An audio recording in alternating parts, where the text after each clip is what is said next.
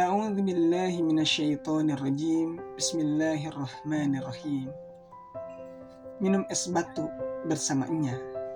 Iman itu di atas segalanya. Assalamualaikum warahmatullahi wabarakatuh. Alhamdulillah, wassalatu wassalamu ala rasulillah wa ala alihi wa mawalah, amma ba'du. Sahabat-sahabatku yang dirahmati Allah Subhanahu wa taala, tidak terasa kita sudah memasuki hari Sabtu kembali, yang mana menjadi sebuah insya Allah keistiqomahan bahwa di hari Sabtu akan ada kisah-kisah yang berkelanjutan. Kalau di film mungkin namanya series, yang insya Allah setiap kisah yang dibawakan adalah berdasarkan penerbit dari Dr. Abdurrahman Ta'afat Basya yang yang direkomendasikan oleh guru saya Ustadz Budi Ashari Hafizahullah Ta'ala. Teman-temanku yang dirahmati Allah Subhanahu wa taala, pertama-tama kita bersyukur kepada Allah yang Maha Baik, yang masih memberikan kita kenikmatan hingga hari ini. Kita masih diberikan kesempatan untuk bisa melihat apa yang hari ini sedang teman-teman lihat, untuk bisa mendengar tetangga sebelah sedang masak misalkan, atau ada teman kita yang sedang curhat kepada kita terkait masalah hidupnya. Pun yang paling terpenting adalah kita masih berada dalam keimanan, karena kita sudah memasuki bulan Sya'ban. Gak lama, tinggal menghitung pekan, kita akan memasuki bulan yang dinanti-nanti, bulan yang agung, yaitu bulan Ramadan.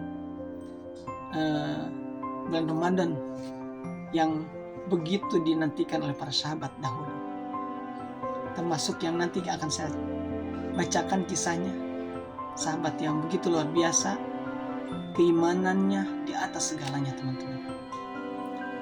Setelah bersyukur kepada Allah Subhanahu wa taala atas nikmat ini, maka mari kita bersalawat kepada baginda Rasulullah sallallahu alaihi wasallam, juga kepada keluarganya serta para sahabatnya, dan mudah-mudahan kita termasuk umatnya yang Allah berikan kemampuan dan keistiqomahan dalam meneladani beliau dalam kehidupan kita sehari-hari. Teman-temanku yang dirahmati Allah Subhanahu wa taala, hari ini saya akan mengkisahkan seorang sahabat as-sabiqun al-awwalun. Beliau diberi nama yang kita kenal dengan Abdullah bin Huzaifah as-Sahmi. Mungkin ada teman-teman yang sudah sering dengar, kalau yang sudah bisa baca sejarah, udah biasa berkisah, maka ini bukan orang asing. Tapi buat yang baru mendengar, maka ini akan menjadi sebuah pelajaran buat kita semua, yang mudah-mudahan dengan kisah dari Abdullah bin Huzaifah as-Sahmi ini, kita semua, saya dan juga teman-teman, bisa mengambil hikmahnya yang kita terapkan dalam kehidupan kita sehari-hari. Teman-teman yang dirahmati Allah Subhanahu wa taala,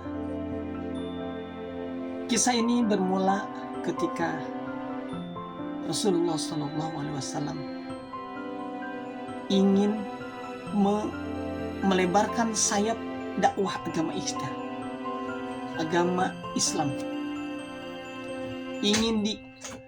ingin disebarkan ke seantero dunia, dari kota Mekah yang kecil, yang jahiliyah, yang sudah mulai ada tanda-tanda keislaman. Maka dakwah ini akan dilanjutkan ke tetangga-tetangga sebelahnya, terutama pada waktu itu yang paling memiliki kekuasaan pada waktu itu adalah Persia dan Romawi. Maka Rasulullah sangat ingin sekali menyebarkan agama ini kepada kedua penguasa itu. Yang pertama Persia dengan rajanya yaitu Kisra. Kemudian yang kedua adalah Romawi dengan rajanya yang disebut dengan Kaisar. Kalau Indonesia disebutnya Presiden. Yang hari ini kita juga sedang membahas tentang itu. Maksudnya kita sedang menanti real count yang 100% semuanya, yang itu semoga nanti bisa dihadirkan sebagaimana yang ada dalam kisah ini. Teman-teman yang dirahmati Allah Subhanahu wa taala, ketika Umar bin Khattab mengirim pasukan untuk melawan kaum Romawi, bangsa Romawi. Dan pada saat itu Kaisar Romawi begitu tahu bagaimana kondisi seorang mukmin.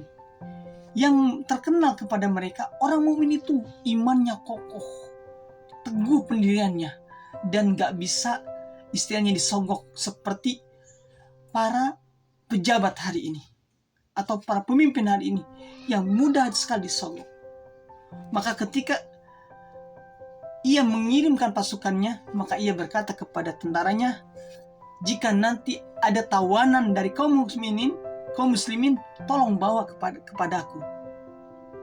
Dan qadarullah, di antara para tentara muslim yang berangkat melawan Romawi itu adalah Abdullah bin Hudzafah As-Sahmi, teman-teman. Dan ia menjadi tawanan pada waktu itu. Maka tentara Romawi ini begitu mendapatkan tawanan, ia langsung membawa kepada Kaisar Romawi. Dan mereka berkata kepada Kaisar, ini adalah di antara sahabat Muhammad yang masuk Islam di awal-awal. Maka Kaisar yang menerima tawanan seorang mukmin yang ia ingin sekali menguji keimanannya, ia melihat dengan teliti seperti apa orang yang ada di hadapannya.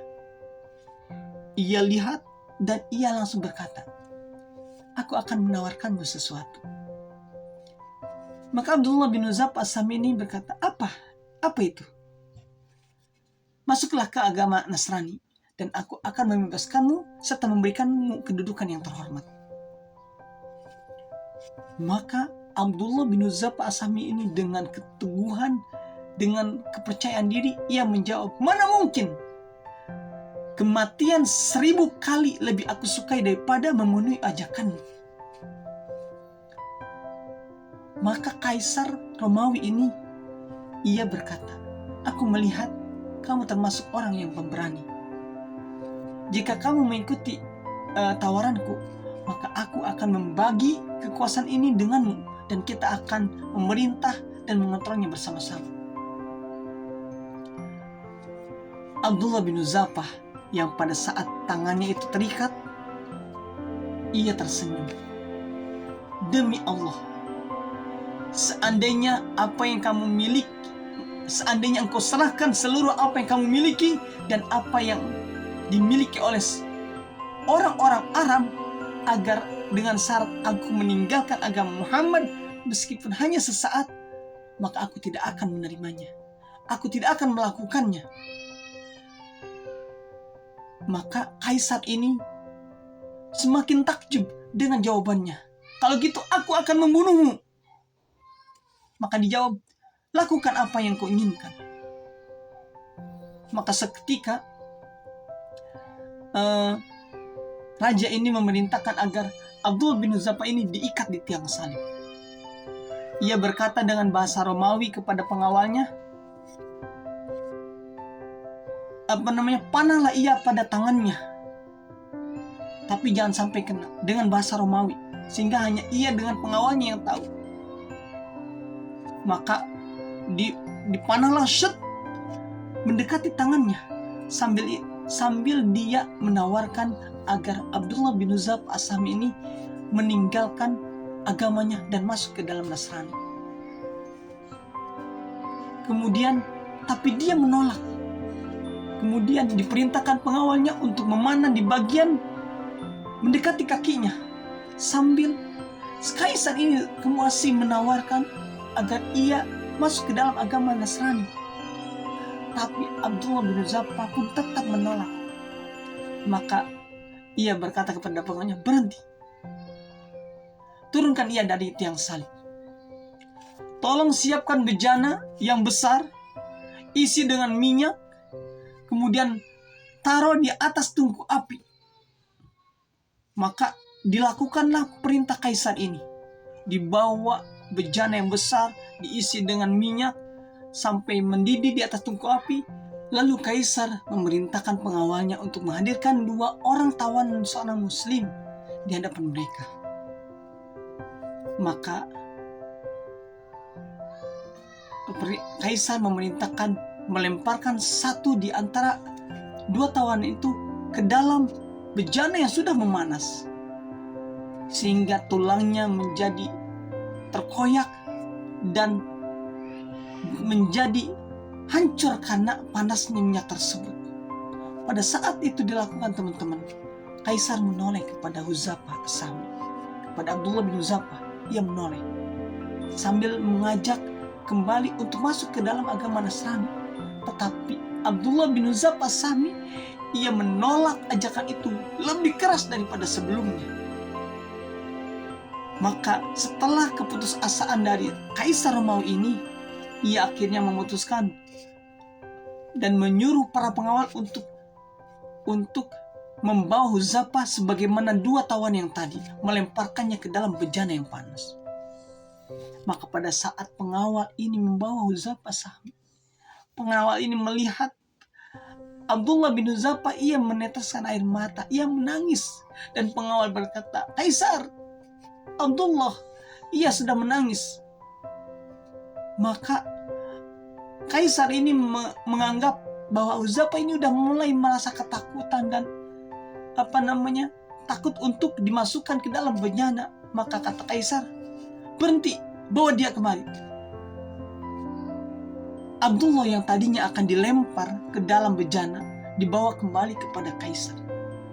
Dan ketika sudah berdiri di hadapan kaisar, maka kaisar ini langsung mengajak kembali Abdullah untuk masuk ke dalam agamanya. Tapi ternyata Abdullah menolak ajakannya. Maka kaisar ini berkata, "Celaka kamu. Mengapa engkau menangis kalau begitu tadi?"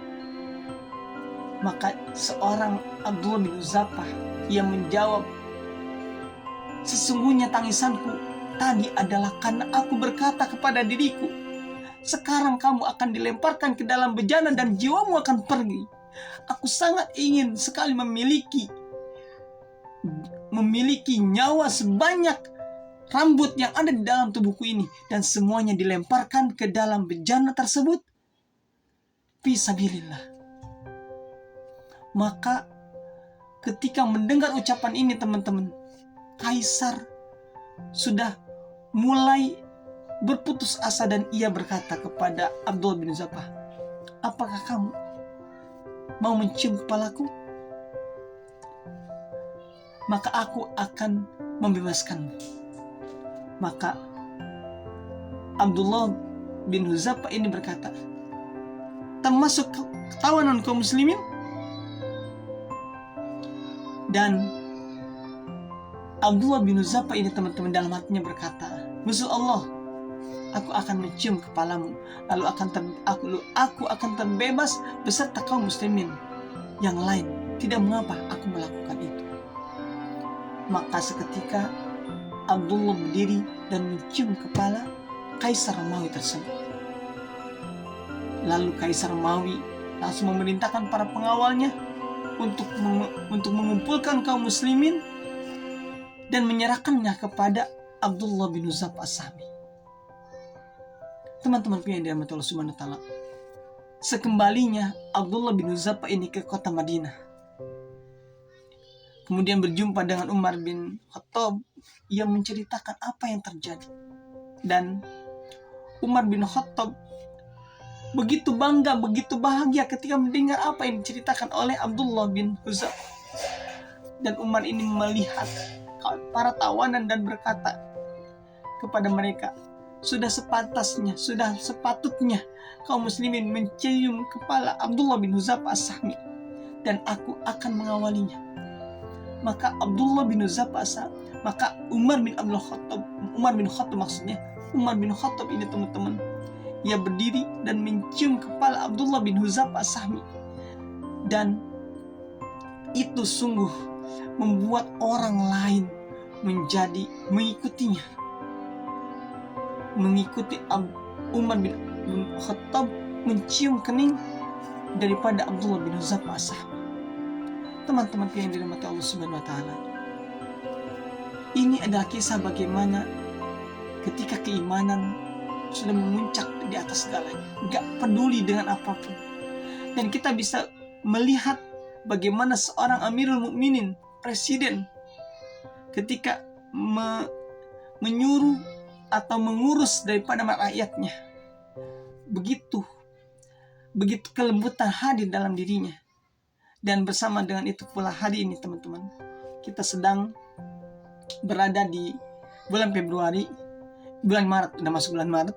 Kita masih menanti real count, dan kita berharap mudah-mudahan pemimpin Amirul Mukminin yang terjadi pada zaman Rasulullah bisa hadir kembali di negeri kita yang tercinta ini. Terpilih di antara tiga itu, mereka yang benar-benar berjuang karena Allah, yang imannya benar-benar kepada Allah. Tidak ada yang namanya sesuatu bisa menyogoknya. Tidak ada sesuatu yang bisa membuat keputusannya bukan berdasarkan Al-Quran, yang bisa membuat sesuatu menjadi tidak bermanfaat atau merugikan rakyatnya. Tentu ini adalah harapan kita semua. Oleh karenanya, jangan pernah putus berdoa setiap habis sholat teman-teman. Bagi orang muslim, bagi yang non muslim, berdoa juga agar dihadirkan seorang pemimpin yang mencintai rakyatnya, mencintai dirinya, mencintai agama ini, mencintai Allah. Karena sejatinya Islam itu adalah rahmatan lil alamin, tidak akan pernah menyakiti orang-orang kafir, dan tidak akan pernah membuat hina siapapun yang berada di dalam kekuasaannya. Semoga Allah hadirkan untuk Indonesia pemimpin yang seperti Amirul Mukminin Umar bin Khattab, dan juga Rasulullah SAW, dan juga keimanannya seperti Abdullah bin Hudzafah As-Sahmi, yang tidak bisa dinego hanya dengan tahta, kehormatan, dengan cuan, apalagi dengan iming-imingan sesuatu yang belum pasti. Dan mudah-mudahan itu Allah kabulkan untuk kita semua. Barakallahu fikum. Kurang dan lebihnya mohon dimaafkan. Salam akal sehat. Assalamualaikum warahmatullahi wabarakatuh.